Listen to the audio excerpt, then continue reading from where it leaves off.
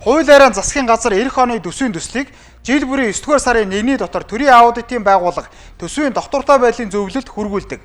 Мөн иргэд эх оны төсвийн төсөлд саналаа илэрхийлэх нь нээлттэй.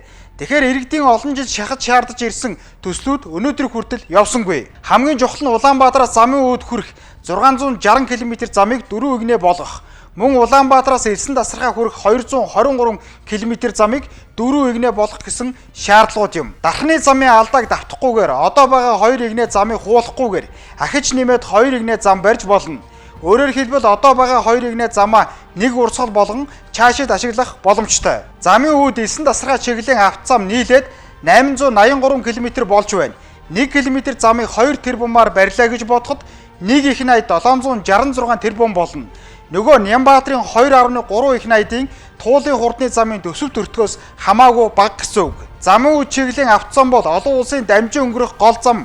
Мөн монголчууд бидний амьдрал бизнестэй салшгүй холбоотой.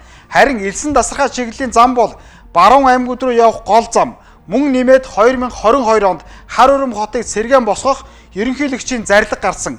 Энэ ажилд уг зам чухал нөлөө үзүүлнэ. Өөрөөр хэлбэл заавал бид нийслэл хоттой чиглэлдэн амьдрах шаардлагагүй болж төвлөрөл жинхэнэ утгаараа саарах ач холбогдолтой. Эцэст нь хэлэхэд улсын хурлын гишүүд төсөв баталдаг.